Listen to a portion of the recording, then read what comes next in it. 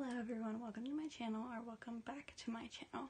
So today I really wanted to make a labor and delivery story, but before that I feel like I need to give some background information. So I want to share my story about my pregnancy with intrauterine growth restriction.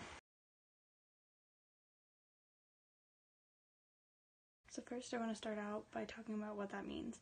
So when your baby is growth restricted, basically the placenta isn't getting the nutrients to the baby that the baby needs. So how we found out is when we went in for our 20-week anatomy scan. So normally I would go see the ultrasound tech and then see the doctor.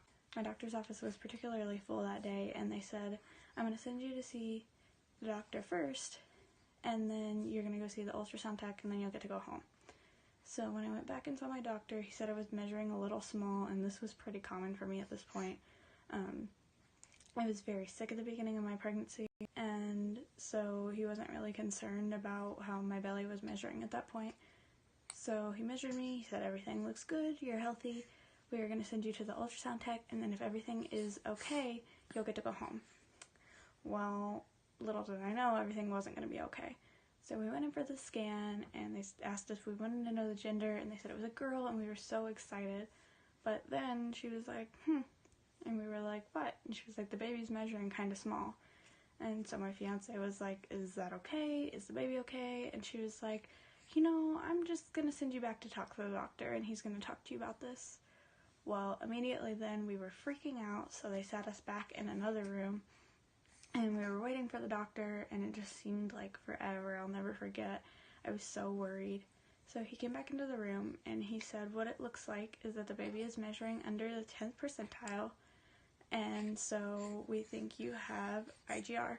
So then immediately I started crying, and he was like, no, it's okay. You don't need to worry. You don't want to deliver a 10-pound baby, do you? And of course I was like, no. But I was a little freaked out because a black and white medical explanation is a lot to a first-time mom especially. So basically what he said is that from now on I was going to come in twice a week, one time for an NST and then another time for another ultrasound, just to make sure that all the organs and everything were functioning correctly and growing at a pace that they should. So developmentally she was fine, but her size was very, very small, as in weight, and that's only an estimate anyway, so they weren't for sure. So basically I kept coming in, heart rate was totally fine, her organs were developing as they should, but she was still continuing to measure smaller and smaller and smaller. So as we got closer, he said, you know, we're going to either induce you at 37 or 38 weeks. You definitely have some growth restriction issues, and the thing with that is we want to pull her sooner rather than later, because if she's not growing the way she should, then there can be further complications. So when it got down to about 36 weeks, I went in to see my doctor, and I was actually sitting in the waiting room, and another woman was about before me, and she had an appointment with my doctor as well, and I heard the receptionist say, oh, he's not in today, he's going to see his son in the hospital that is 2 states over. So basically here I am, supposed to get induced either next week or the week after, and my doctor's not there.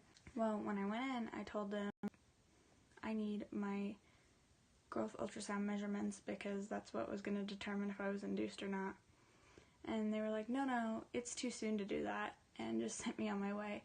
So then I went into the room, and they had me see a midwife, and she was like, well, we need to take your measurements. And I was like, yeah, that's what I told them. So then we went back and took those. Long story short, she said that my daughter was still below the 10th percentile, and that we were going to schedule an induction, and that was kind of disappointing because the week before she had actually made it up out of the 10th just slightly. But so basically they scheduled my induction for 38 weeks, which is technically term, but it is still early term, I think. So we knew when she was going to come, and I was having really bad contractions that day. Actually, I was like praying and praying that she would come on her own, but she didn't.